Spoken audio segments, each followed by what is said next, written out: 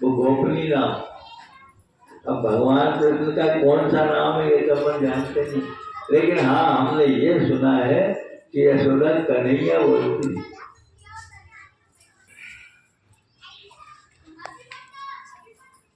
इसमें सूर्य चंद्र आदि के दर्शन कराना इस संस्कार की मुख्य प्रक्रिया है। क्योंकि बच्चों का शरीर पृथ्वी जल तेज वायु तथा आकाश चमकता है, इसलिए बच्चे का कल्याण की कामना करते हुए शिवे तम ताप पृथ्व्याम अर्थात बालक तेरे निष्क्रमण के समय भूलोक तथा पृथ्वी लोक कल्याणकारी सुखद एवं सौभाग्यप्रद हो। सूर्य तेरे कल्याणकारी प्रकाश करे, तेरे हृदय में स्वच्छ कल्याणकारी वायु का संस्करण हो, दिव्य जल वाणी गंगा जमुना नदियां तेरे निर्मल स्वादिष्ट जल का वहन करे। ये संस्कार है।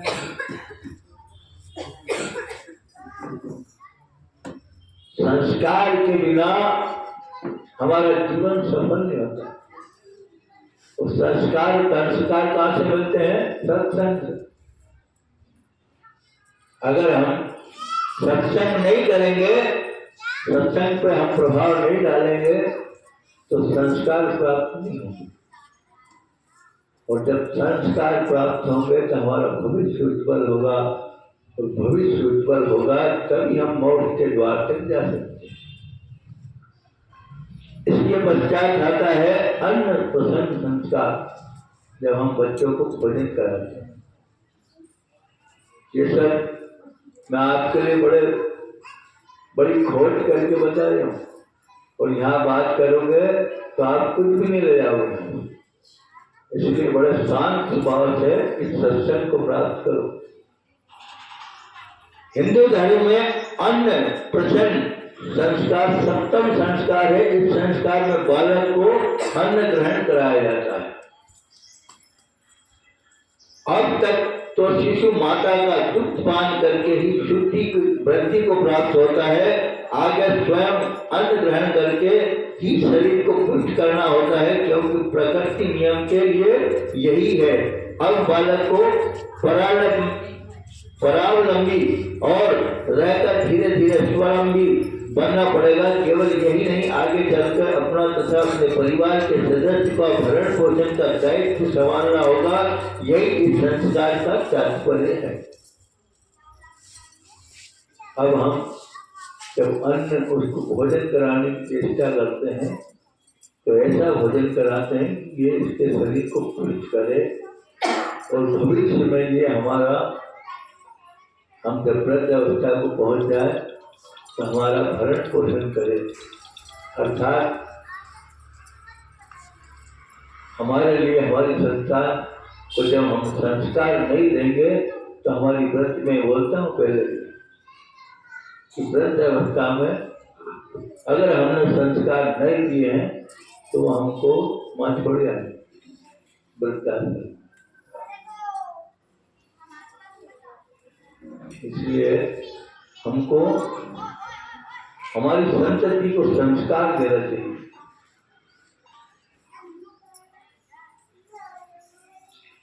शास्त्रों में अन्न को प्राणियों का प्राण कहा गया है। गीता में कहा गया है कि अन्न से ही प्राणी जीवित रहते हैं, अन्न से ही मन बनता है।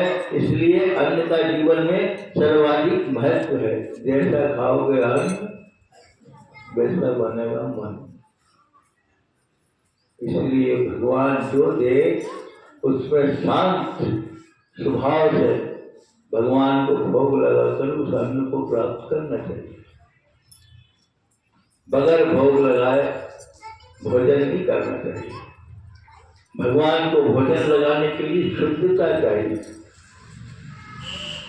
घर में रोटी बनाते बनाते, भोजन बनाते बनाते गाने सुनना, ये कल परसों भी मैंने बताया है कि भगवान जब भोजन बनाते हो तो ग्लानि नहीं आना चाहिए मन के अंदर, शरीर के अंदर किसी बात का भेदभाव नहीं होना चाहिए कि हम भगवान का प्रसाद तैयार करें, भगवान को भोजन भोग लगाएं। तो भगवान को भोग लगाएंगे तो खिन्न मन से अगर वो भोग बनाया है तो भगवान पाएंगे उसको।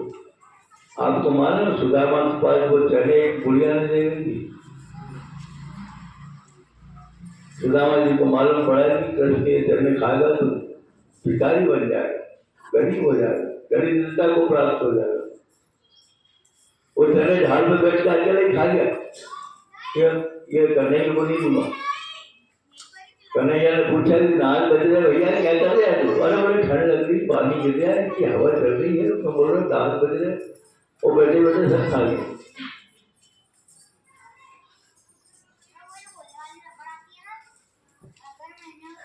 तो ये संस्कार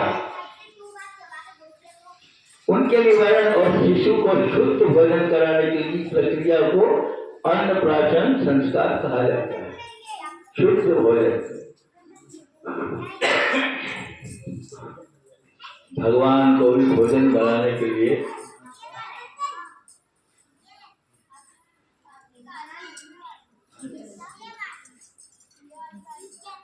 इधर कुर्सी दे दो, कुर्सी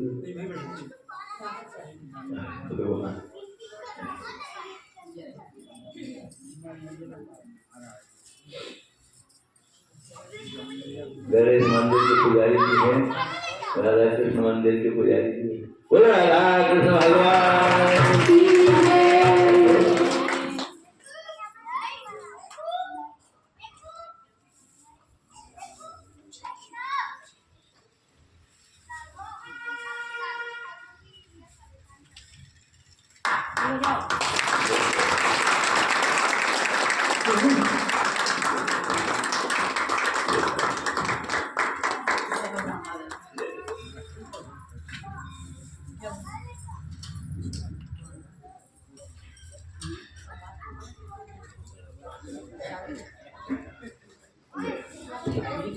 इधर बैठे।